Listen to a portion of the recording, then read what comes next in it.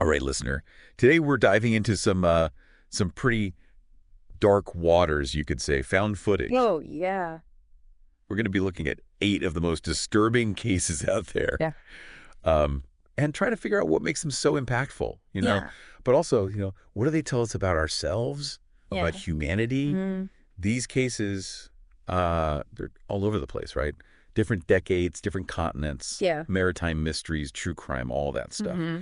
And each one gives us this like raw, unfiltered look into these moments of fear and violence and despair. Real raw. So you ready to dive in? Absolutely. I think what's so fascinating to me about found footage is that it just bypasses all the usual narratives. Right. It's not a documentary. There's no voiceover telling you how to think. Mm-hmm. It's not a news report with all that journalistic filtering, you know? Yeah. It's like you're stumbling upon a piece of history just completely raw and unvarnished. Yeah, You're left to deal with the rawness of what's happening. exactly. And that rawness, that feeling of like you're right there, that's what makes found footage so compelling, Oh, for sure. but also so disturbing. Yeah, for sure. It's like we're peeking through this crack in reality, Yep. witnessing these things we were never meant to see. Right. So let's start with case #8, the Open Ocean Massacre.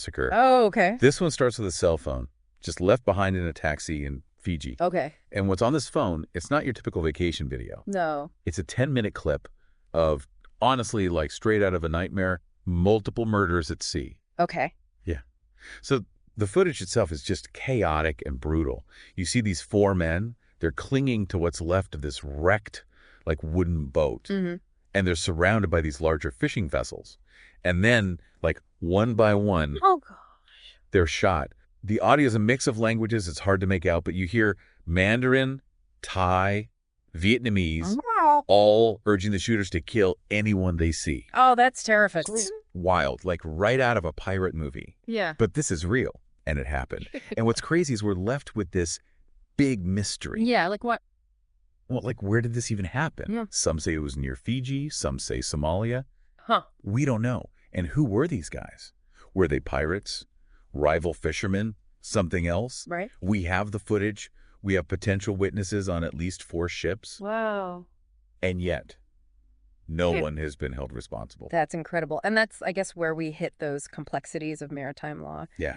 The ocean is huge, right? Hmm. Jurisdictions are blurry, and getting evidence is a nightmare. Yeah. This case, it just shows how tragic it is that crimes at sea, they often go unpunished. Victims and their families, they get no closure. No justice. No justice. It makes you think about how far law enforcement can really reach in international waters. Yeah. I mean, if something this brutal can be caught on video and still go unpunished, Right. what does that say about us? Yeah. About our ability to enforce justice on the high seas? It is a chilling thought. It's like the vastness of the ocean just swallows up any accountability. It does. It really does. Okay. So we've just looked at the lawlessness of the open ocean. Yeah. Let's move to a tragedy that happened much closer to shore. Okay. Case #7. The sinking of the MV Sewell. Right. The South Korean ferry, it capsized back in 2014. It killed over 300 people, Oh, wow. most of them high school students, on a field trip. Oh, jeez. Now, the found footage, in this case, it comes from one of those students, Oh. a 17-year-old boy who documented the entire thing on his phone. Oh, my gosh. The footage starts out lighthearted, just teenagers being teenagers, joking around, Yeah. completely unaware of the danger, Right. But as the ferry starts to tilt, the water starts rising. The mood changes really fast. Yeah, but... I've seen some of the footage, and it is absolutely heart-wrenching. Oh, I can't even imagine. You hear the fear in their voices. You hear them realizing something's terribly wrong. Oh, God. They start sending farewell messages to their families, clinging to each other, trying to laugh it off, even though it's becoming clear that they might not make it. Oh, man. That's hard to hear. It's like we're right there with them, feeling their fear and desperation as it's happening. Yeah. And the tragedy, it doesn't end with the sinking, right? Oh, no. The captain and crew, they were charged with negligence, abandonment, Right. adding another layer of pain and injustice to this horrific event. It's awful. The Sewell case, with all that personal footage, it sparked a huge outcry in South Korea. Mhm. It raised all these questions about safety, about who's responsible, and the grief, the whole nation was grieving, especially for those young lives lost. Yeah. It makes us think about how we respond to disasters, how we cope, How we seek comfort and meaning in the face of something unimaginable. A lot to process. And it highlights how technology has become such a big part of our lives, especially in moments of crisis. Oh, for sure. Okay, listener, for our next case, we're heading into true crime territory with the disappearance that's puzzled investigators for years. Okay. Case #6. The disappearance of Susan Powell. Oh, right. This one's full of twists and turns, and at the heart of it is a video that Susan made herself. Really? A video that would become a chilling piece of evidence. Okay, so what happened? Susan vanished from her Utah home back in 2009. Mm-hmm. She left behind 2 young sons and her husband Joshua, who very quickly became the prime suspect.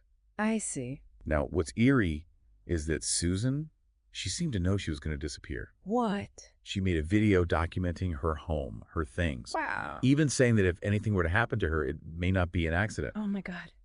Chilling. It's like a premonition. Mm-hmm. And it gets even more disturbing.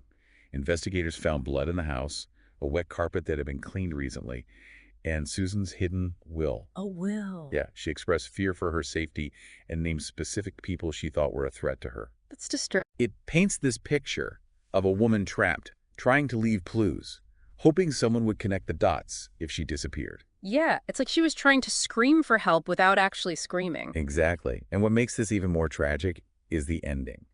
It ended in familicide. Familicide? What's that? It's when someone kills their own family members. Mm.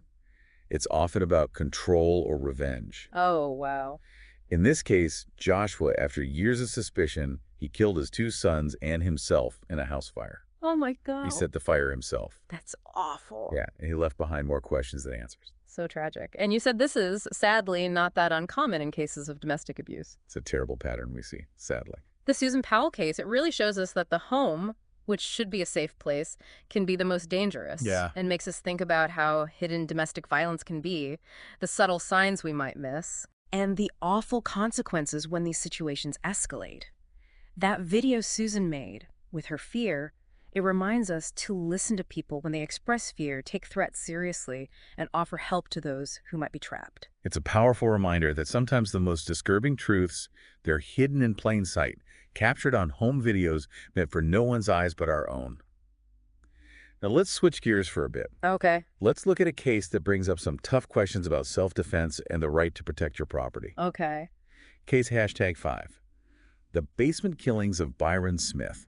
I think I've heard of this one. Yeah, Byron Smith was a homeowner in Minnesota. He had been robbed, like, over and over. Oh, wow. He was frustrated. The cops weren't doing enough. He felt vulnerable. So he decided to take matters into his own hands. Uh-oh. Yeah, he set a trap for burglars, turned his basement into a, fortified bunker, waited in the dark with a rifle. That's intense. It is. And then these 2 teenagers, Hale Kiefer and Nick Brady, they broke in. He ambushed them, shot and killed them both. Oh, wow. And what makes this case so disturbing is that Smith, he recorded the whole thing. He recorded it. Yeah, security cameras and audio. Wow. You hear the teens break in, the gunshots, even Smith talking to himself, like Mhm. before, during, and after. What was he saying? Chilling stuff about what he's going to do, describing the sounds of their bodies falling. God, that's just... It's like a horror movie, but it's real life, and the director, the actor, the killer, it's all the same guy. Right. The footage, it sparked this huge debate. Yeah, like, was it self-defense or was it murder? Exactly. Where's the line between protecting yourself and becoming the attacker? Right, right. The law says you can defend yourself, but the force has to match the threat. Of course. And in Smith's case, the jury said it was premeditated murder. So they thought he was planning to kill them. Yeah. They said he went beyond protecting himself. He set a trap. He waited for them. He wanted them dead. That's hezzy. It shows us that even when we're scared and angry, we can't just ignore the law. There's a justice system for a reason. When we bypass it, we risk becoming the very thing we're afraid of. Yeah, I see that. This case also makes us think about how being a victim over and over again can change someone. Trauma, yeah. How does being robbed affect your mind? How does fear and anger affect your judgment and lead to violence? Tough questions. They are no easy answers. Okay, listener, before we move on, let's pause for a second and think about what we've learned so far. Okay. What strikes me is how each of these cases, even though they're all different, they all have this one thing in common. What's that? Found footage. It pulls back the curtain on these hidden truths. It's like we're getting a secret look into lives and events we were never supposed to see. Yeah. And while the footage itself can be disturbing, what's really unsettling is what it shows us about human nature, Right. about the good and the bad that's inside all of us. It's like these videos offer a look into the dark side of humanity, places we don't want to think about, Yeah. but we can't turn away once we've seen them. Right. And speaking of the dark side, listener, get ready, because our next case takes us deep into the world of a serial killer. Okay, hit me. This guy, his crimes weren't just brutal. He carefully documented them on what he called his wedding tape. A wedding tape? What? He's #4 Maury Travis. Okay. This guy terrorized St. Louis, Missouri from 2000 to 2002. He preyed on vulnerable women, mostly sex workers. Oh, man. What makes this case so disturbing is that wedding tape. The name itself is just creepy. I know, right? Like, what kind of person called their recordings of violence a wedding tape? Like, he's trying to make his crimes romantic, like a twisted ceremony. I get what you mean. It's so messed up. And that's the unsettling part, the planning, the staging. Like, it's some kind of sick play. Right. The wedding tape shows him tying up, torturing, killing his victims, Oh, God. all while narrating, adding captions, even putting music to it. Jeez. Like he's making a movie for some imaginary audience. Exactly. It's just horrifying to think someone could enjoy hurting others so much that they want to record it and keep it. Yeah, it's hard to wrap your head around that level of evil. I know. The footage is tough to watch, not just because of the violence, but because he treats his victims like objects, just things to play with. Dehumanizing them. And the wedding tape, it wasn't just a record of his crimes. Right. It led investigators to his torture chamber. Oh, God. A torture chamber. Yeah, in his basement. It was a nightmare. Oh, it's in there? Restraints, whips, a stun gun, all this stuff. The walls and floor were stained with blood, layers of paint trying to hide it all. A physical manifestation of all that darkness. It was. And to make it even worse, Travis killed himself in jail. Oh, no. Seriously. Yeah, he denied his victims and their families any justice. Awful. He left behind all these questions, too. How many victims were there? What made him do this? Why film it? Right. Was it about control, wanting to relive it, or something even worse? Yeah. That's a question that haunts people who study serial killers. What pushes someone over that edge? What turns violence and cruelty into their whole way of being? The wedding tape, even though it's so disturbing, it gives us a look into the mind of a sadist. But it doesn't give us any easy answers. I hear that. It's a stark reminder that the human mind is capable of incredible darkness. And that evil can look just like anyone else. Right. It could be your next door neighbor. Speaking of neighbors, our next case starts with something totally normal. Okay. A dad's using a baby monitor to check on his newborn baby. Right. But what he sees isn't his own kid. It's a live feed from the house next door. What? No way. Yeah, and what he sees is horrifying. Child abuse. Oh, God. This is the House of Horrors case. It shocked the Czech Republic and showed how twisted people can be. What happened? The baby monitor footage showed two young boys, Andre and Jacob, being tortured by their own mother and aunt. Tortured? Like how? Beatings, starved, mentally messed with. They were even forced to eat their own vomit. Oh, my God. Those poor kids. It's hard to imagine what they went through. And it gets worse. It wasn't just the mother and aunt. There was someone else. There was someone else involved, someone people thought was their 13-year-old adopted daughter. Oh, wow. But it turned out to be something much darker. What do you mean? The daughter, Anika, was actually a 33-year-old woman. Wait, what? Yeah. Her real name is Barbora Skrylova. She was part of this cult-like group with this messed up belief in purification through suffering. That's sick. It is. Skrylova, she manipulated the sisters, convinced them that hurting the boys was a way to discipline them, to cleanse them of their sin. That's insane. And she disguised herself as a kid. Yep, to manipulate them and to avoid getting caught. Wow. This case really shows how vulnerable people can be exploited and how cults can twist your view of reality and justify cruelty by calling it spiritual or moral. Exactly. It highlights how important critical thinking is, questioning authority, and recognizing the signs of cult activity. Yeah, like not just blindly trusting someone because they seem like they have all the answers. Right. This case reminds us that evil doesn't always look scary. Sometimes it's disguised as something we trust, something that promises comfort or belonging. Yeah, that makes it even scarier. You never know who to trust. And that's what makes cases like this so unsettling. They make us question our sense of security. They show us that darkness can sneak into even the places we think are safe. It's true. Our next case #2, takes us to a small town in Idaho. Okay. a town that was rocked by a brutal murder. Oh, jeez. A murder planned and carried out by two teenagers obsessed with violence. Teenagers. Yeah. They were driven by this twisted desire for fame. Wow. This is the murder of Cassie Jo Stoddard, right? Yep. Cassie Jo was 16. She was house sitting for her aunt and uncle. She invited some friends over, and during the night, two of them, Brian Draper and Tori Adamsick, stabbed her to death. Brutal. It was. What's disturbing is how planned it was and how senseless the motive was. Right. What was their motive? Draper and Adamsick, they planned the whole thing. They even filmed themselves talking about it beforehand. They did. They were obsessed with school shootings, horror movies, and they said they wanted to kill just because. Jeez, like they wanted to copy the violence they saw in movies. Yeah, like they were trying to make their sick fantasies real. Wow. And they documented the whole thing? They did. The planning, the murder, everything. And the footage. It's chilling. Yeah. Not just because of the violence itself, but because they showed no remorse. Right. They were cold, detached, almost casual about taking a life. It was like they thought the murder was a performance, a way to become famous, infamous. Jeez. The footage they made, it's a twisted record of their messed up view of the world. It's terrifying.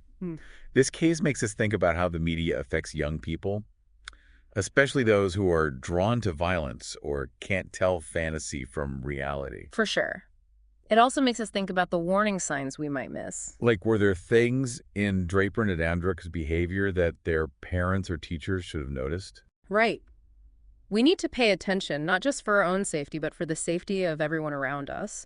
We need to know the signs of violence, speak up when we see something's wrong, and offer support to those who might be struggling with dark thoughts. Absolutely. The Cassie Jo Stoddard case is a tragedy that shows us that evil doesn't always look obvious. Right. It doesn't wear a big sign. It can be quiet, hidden, right next door. And then it explodes into violence. Speaking of hidden dangers, our next case takes us back to the open ocean. Back to the sea. Yeah, to a mystery that's baffled investigators for years. What happened? The Open Ocean Massacre. It's a case full of unknowns. I don't think I'm familiar with that one. It started with a cell phone left in a taxi in Fiji. Okay. The phone had a video on it that shocked everyone. What was on the video? The video is about 10 minutes long, Mm. and it shows just unimaginable brutality. Oh, no. 4 men are clinging to this wrecked wooden boat. They're surrounded by bigger fishing vessels, and then, one by one, they get shot. Oh, God, that's terrible. It's chaos. The audio is a mix of languages, all yelling, kill, kill. Jeez, it's like something out of history, like a pirate attack. Exactly. But this happened recently, not hundreds of years ago. And the most disturbing thing is, we have no answers. You mean they never found out who did it? Even with the video, even with potential witnesses on those ships, no one was ever held responsible. Unbelievable. We don't even know for sure where it happened. Near Fiji. Off Somalia. It's like the ocean just swallowed up the truth. It did. It's a chilling reminder of how hard it is to get justice on the high seas. The Open Ocean Massacre case shows us how difficult it is to investigate crimes in international waters. Jurisdiction, right. Whose laws apply. Exactly. Plus, it's hard to get evidence. And sometimes, even with a video, the bad guys get away. It's a reminder that the world can be a dangerous place, Yeah, and justice isn't always served. true. Now, our last case, case #1, brings us to a place that should be safe. What's that? A place where young people should feel protected. But as we'll see, danger can be closer than we think, even in familiar places. This is the case of Lauren Giddings. Lauren Giddings. She was a bright law school graduate. Okay. Her life was cut short by a neighbor who became obsessed with her. Oh, God. Lauren lived in what seemed like a safe apartment complex in Macon, Georgia. Okay. She had friends, fellow students around her, but her next-door neighbor, Stephen McDaniel, who was also a law school graduate, he had a dark secret. Who was it? He was secretly filming Lauren from inside her bedroom. Oh, wow. They found this footage after Lauren disappeared, and it's just terrifying. It shows us that even when we think we're safe, we're not. That's so true. You just never know. Someone we see every day, someone we might think is a friend, could have dark thoughts, dangerous intentions. Right. We can't always see what's lurking beneath the surface. The footage, along with other evidence, showed that McDaniel was a stalker. His obsession turned violent. Oh. He killed Lauren and tried to hide what he did by dismembering her body. It's a case that reminds us to trust our gut feelings and to take steps to protect ourselves, even from people we think we know. Absolutely. The Lauren Giddings case It's a chilling reminder of how vulnerable we all are, even in our own homes. And with that, our deep dive into these disturbing found footage cases comes to a close. But before we go, I want to touch on something that's been running through all of these cases. What's that? The role of technology. It's like a double-edged sword, isn't it? How do you mean? Well, think about it. Technology can be used to show wrongdoing, to expose the truth. But it can also be used to violate privacy and exploit people. We've seen this tension in almost every story we've talked about today. Yeah, I see what you mean, like with the MV Sewell footage. Exactly. The raw emotion of those students facing death.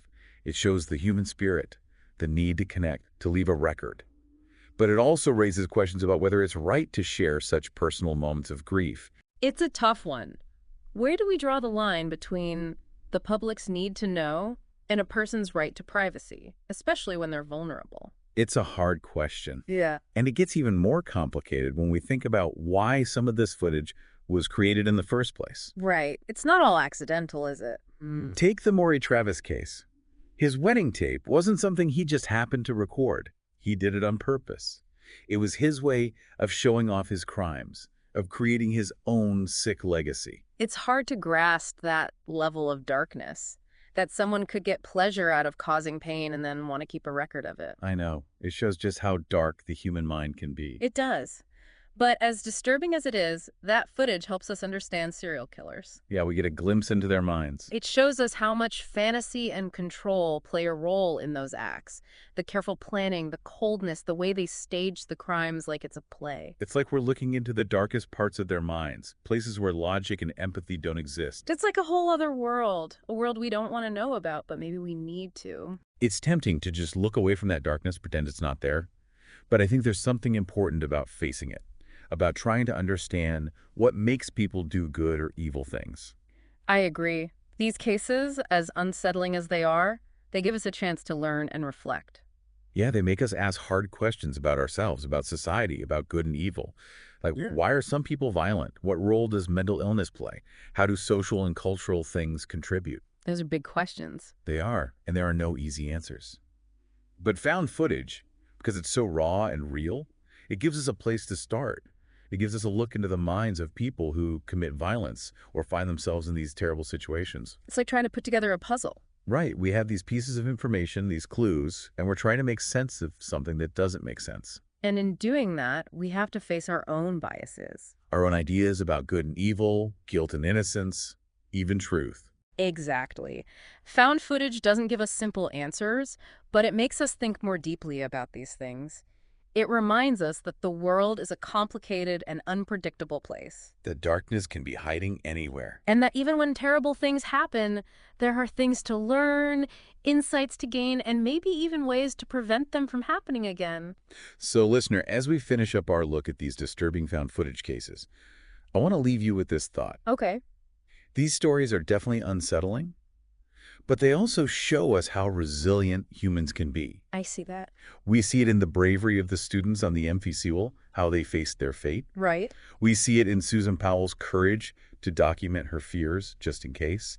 We see it in the tireless work of law enforcement to bring justice to victims, and in all the people and organizations working to prevent violence and help those who've been hurt by it. That's true. There's good out there, too. People fighting back against the darkness. Exactly.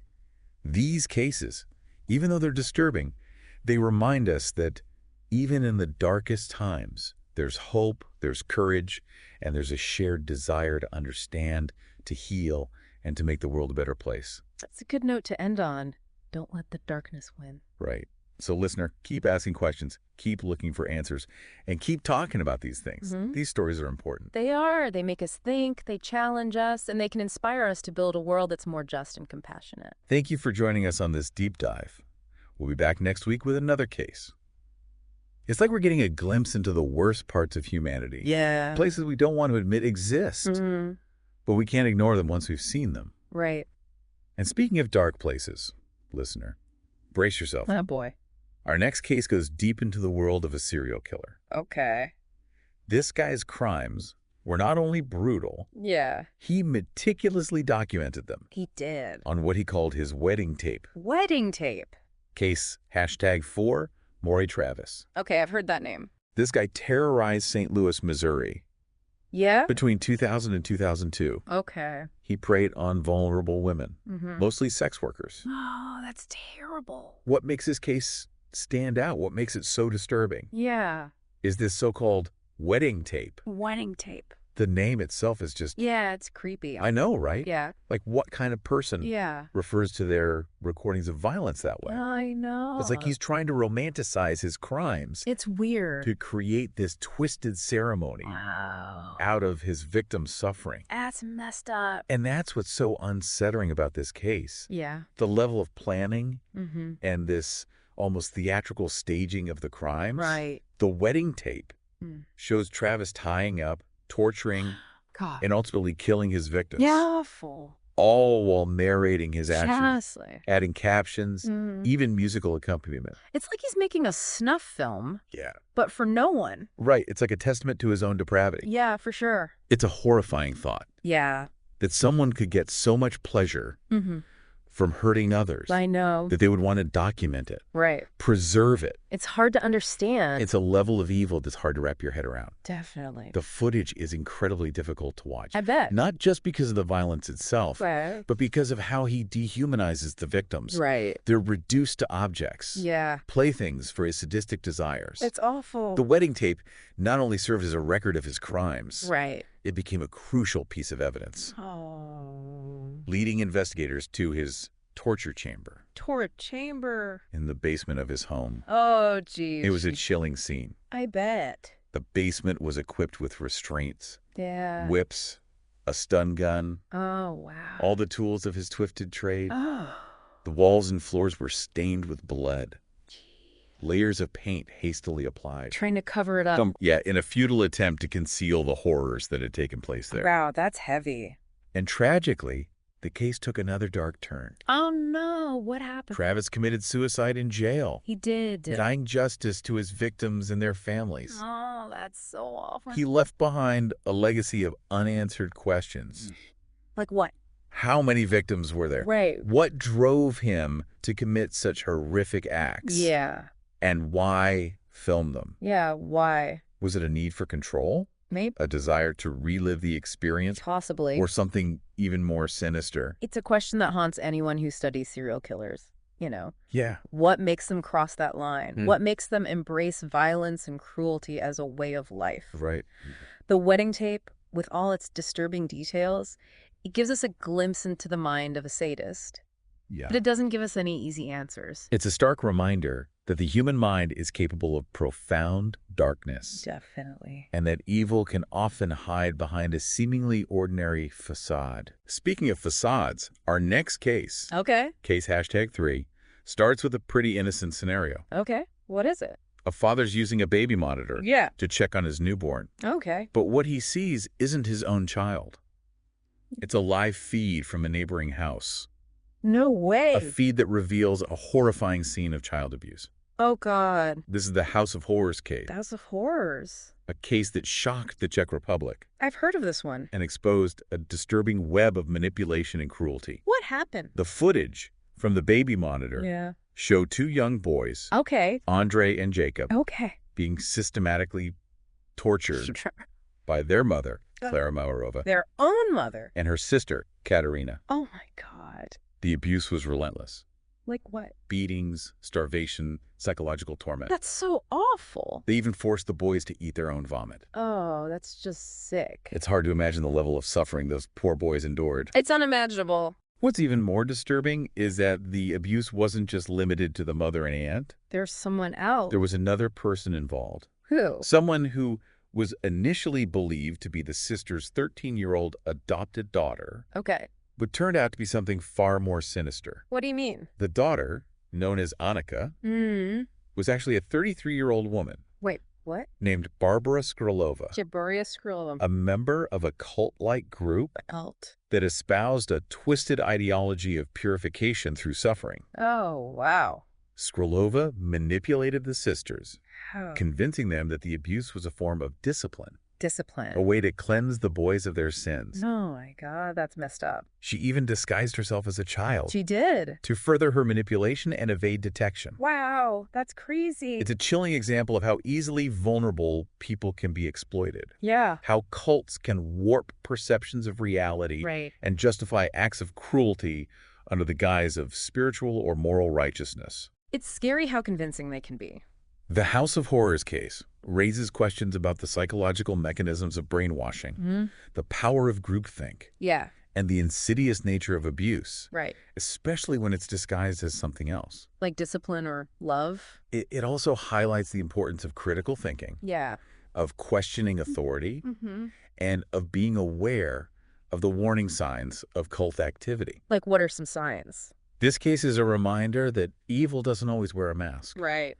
Sometimes it hides in plain sight, Yeah, where you least expect it. disguised as something we trust, Mm. something that promises comfort or belonging. It's a tough lesson to learn. And that's what makes cases like this so unsettling. Yeah. They chip away at our sense of security, It makes you wonder if you can trust anyone. reminding us that darkness can infiltrate Mm. even the most seemingly safe and familiar spaces. You think you're safe, and then something like this happens. Our next case #2, takes us to a small town in Idaho. Small town. A town that was shaken to its core by a brutal murder. Oh, no. A murder that was planned and executed by two teenagers, Teenagers. obsessed with violence Wow. and fueled by a twisted desire for notoriety. Notoriety. This is the murder of Cassie Jo Stoddard. Cassie Jo Stoddard. Cassie Jo was a 16-year-old high school student Okay. who was house-sitting for her aunt and uncle. Mm-hmm. She invited some friends over, Yeah. and during the course of the evening, Okay. two of them, Yeah. Brian Draper and Torrey Adamachik, Brian and Tori. brutally stabbed her to death. Oh, my God. That's horrible. What's so disturbing about this case Yeah. is the premeditation Okay. and the seemingly senseless motive behind the murder. Right. Like, why? Draper and Adamachik had planned the killing, They planned it. even filming themselves, talking about their intentions beforehand. Oh, wow. They expressed a fascination with school shootings, School shootings. horror movies, Horror movies. and a desire to kill just because. Just because.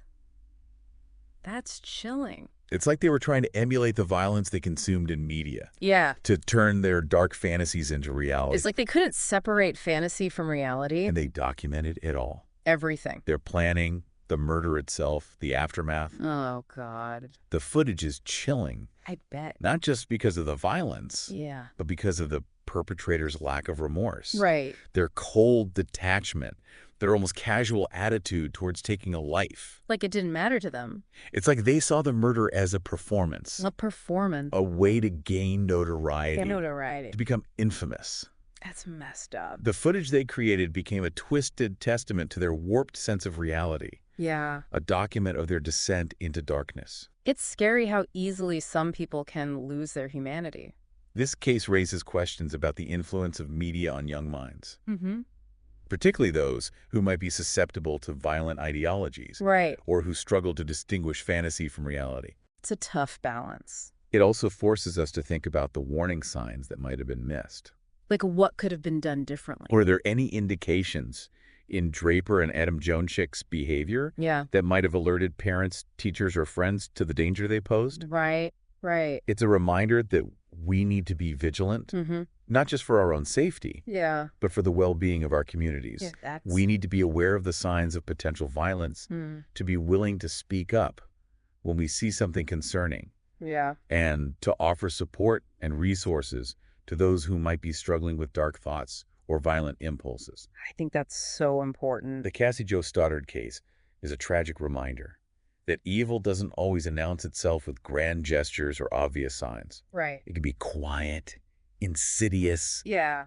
and lurking right next door, Just waiting to stress. hiding in plain sight until it explodes in a moment of horrifying violence. It's a scary thought. Speaking of hidden dangers, our next case #8, takes us back to the open ocean. Back to the ocean. Yeah, Okay. to a mystery that has baffled investigators for years. What is it? The Open Ocean Massacre, as it's come to be known, Okay.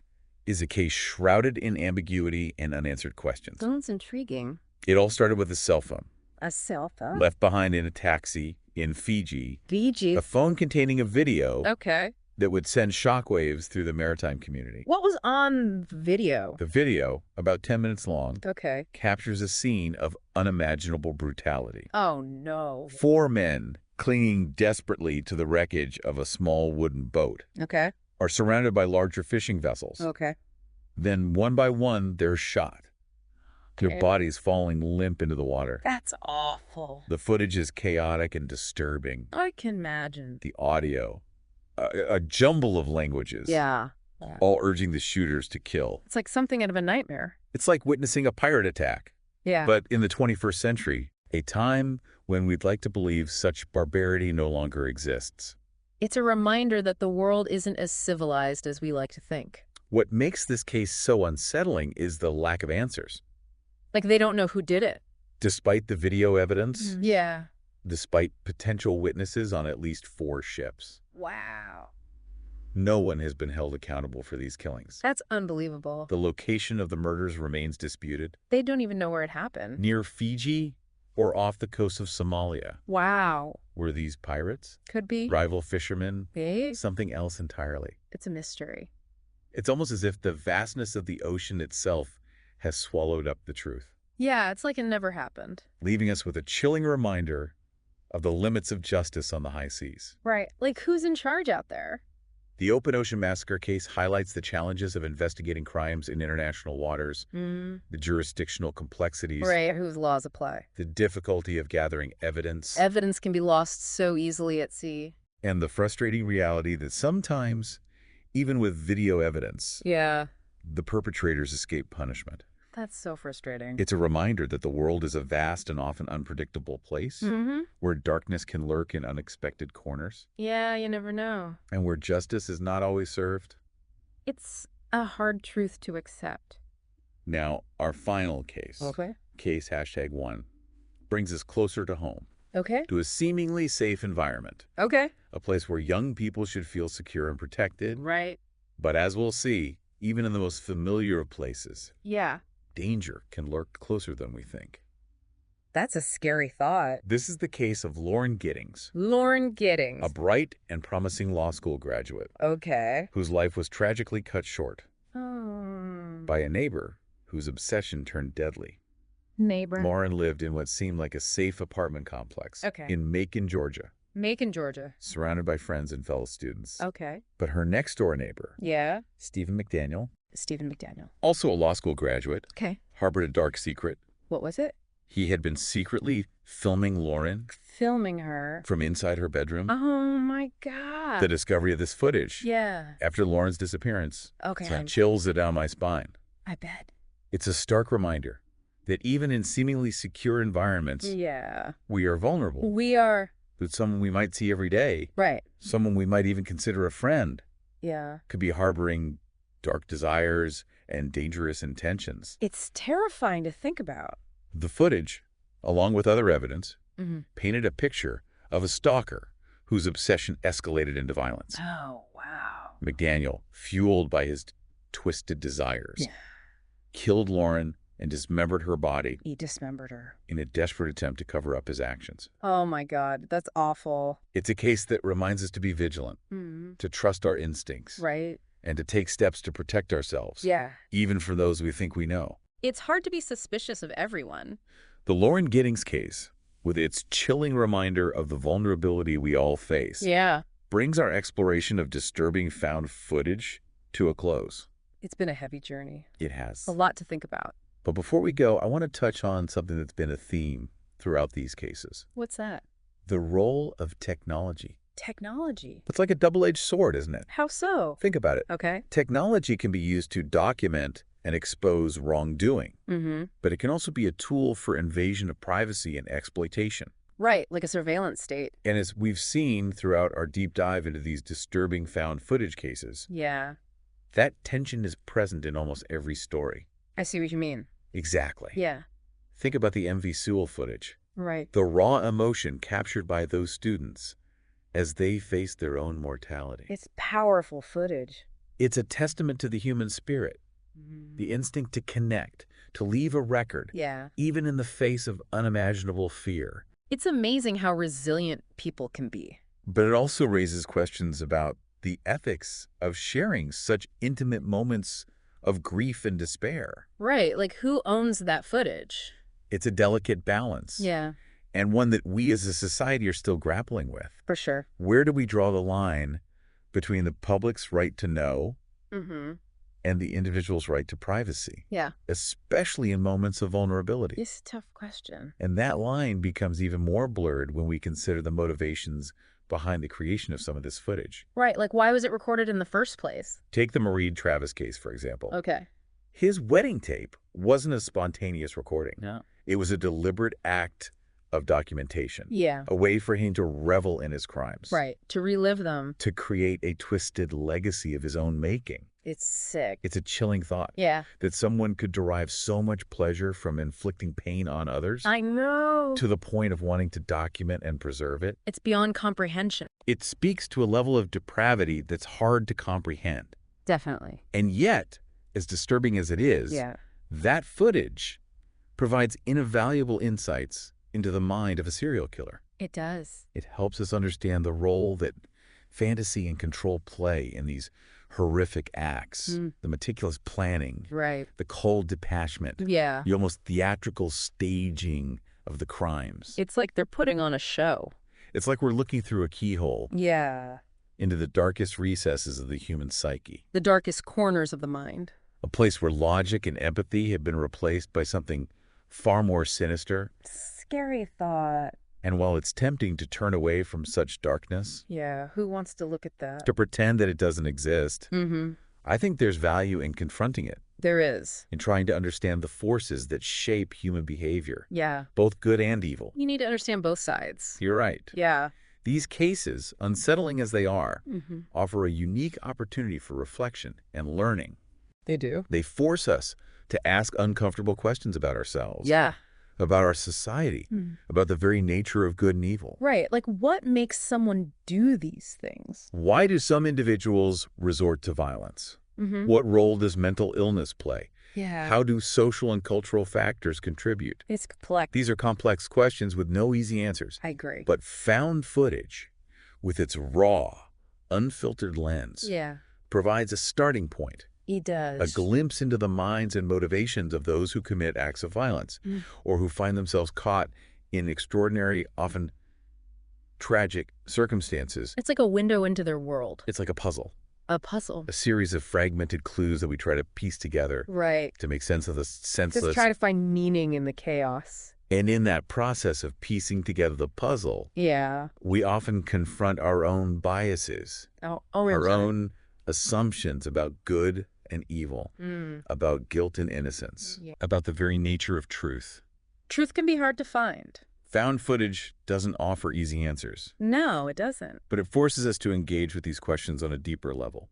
It makes us think critically. It reminds us that the world is a complex and often unpredictable place, Literally. that darkness can lurk in unexpected corners, Yeah. Anywhere. and that even in the face of tragedy, Mm-hmm.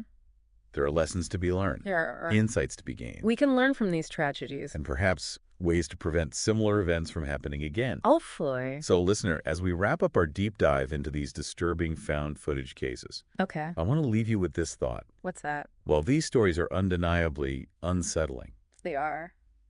they also offer a glimpse into the resilience of the human spirit. Resilient. We see it in the bravery of those students on the MV Soul, Oh, yeah. facing their fate with a mixture of fear and defiance.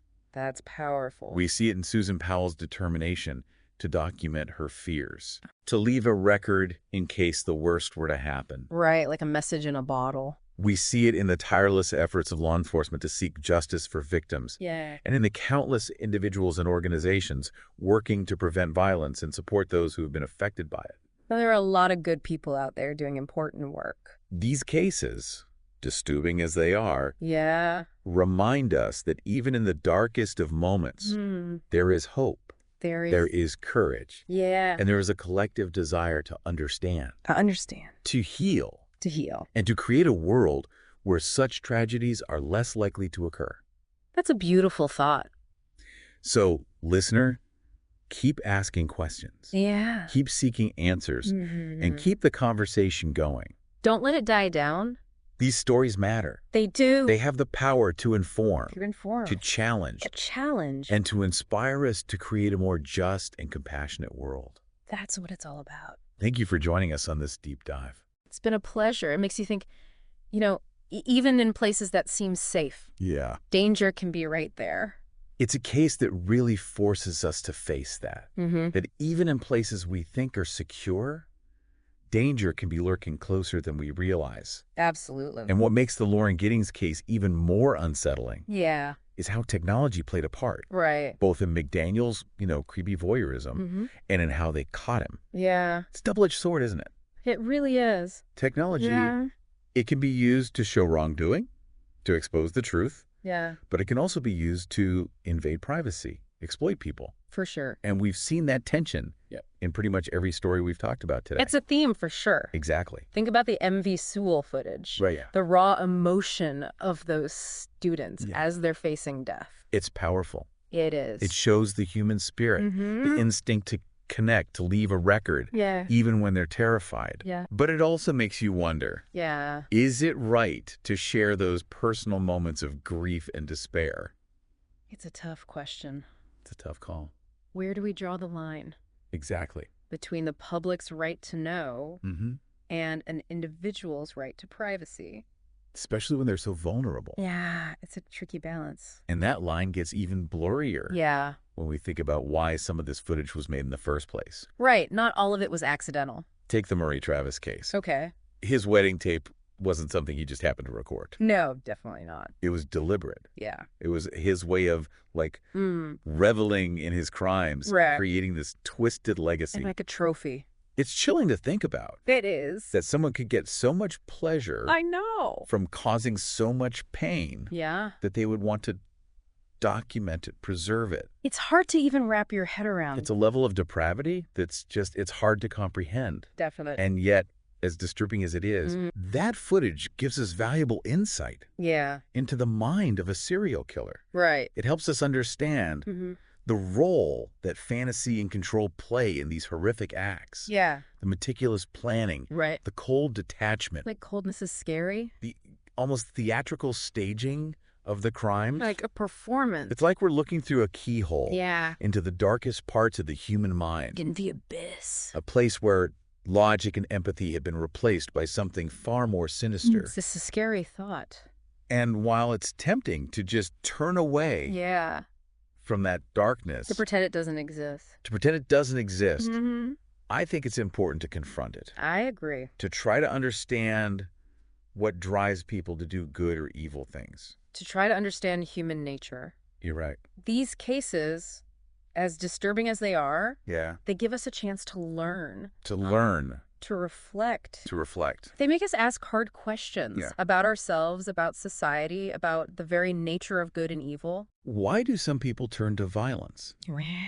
What part does mental illness play? Mm-hmm. How do social and cultural things contribute? It's complicated. Those are tough questions. We are. There are no easy answers. No. But found footage, with its rawness, its honesty, Mhm. it gives us a place to start. It does. It gives us a look into the minds of the people who commit these acts of violence Mhm. or Yeah. who find themselves in these terrible situations. Right. It's like we're piecing together a puzzle. A puzzle. Yeah, we have these bits of information, these clues, Yeah. and we're trying to make sense of something that just doesn't make sense. Trying to find the meaning in the chaos. And in that process, we have to face our own biases, Oh, yeah. our own ideas about good and evil, guilt and innocence, Mm. even about truth. Truth can be slippery. Found footage doesn't give us easy answers, No, it doesn't. but it makes us think more deeply Mm. about these really important questions. It challenges our assumptions. It reminds us that the world is complicated, unpredictable, Mm-hmm. that darkness can be lurking anywhere, Yeah. Anywhere. and that even in the face of tragedy, Mm-hmm. there are lessons to be learned, There are. there are insights to be gained, We can grow from this. and maybe, just maybe, Yeah. we can find ways to prevent these things from happening again. Hopefully. So, listener, Yeah. as we wrap up our deep dive Mm-hmm. into these disturbing found footage cases, Yeah. I want to leave you with this thought. Okay. I'm listening. These stories are unsettling, They are but they also show us how strong the human spirit can be. resilient. We see it in the bravery of those students on the MV Sewell, Right. facing their fate with a mix of fear and defiance. That faced it head on. We see it in Susan Powell's determination to document her fears, Yeah. to leave a record just in case. Like a message for the future. We see it in the tireless work of law enforcement to get justice for victims, Yeah. and in all the people and organizations out there working to prevent violence and to support those who've been hurt by it. Those people are heroes. These cases, even though they're disturbing, Yeah. remind us that even in the darkest times, Mm-hmm. there's hope, There is. there's courage, Yeah. and there's a shared desire to understand, Understand. to heal, To heal. and to make the world a place where these tragedies are less likely to happen. That's a beautiful thought. So, listener, keep asking questions. Yeah. Keep searching for answers. Mhm. Keep the conversation going. Don't let it fade away. These stories are important. They are. They have the power to inform us, to challenge us, To make us think. and to inspire us to create a more just and compassionate world. That's the goal. Thank you for joining us on this deep dive. It's been a journey. We'll be back next week with another case. Looking forward to it.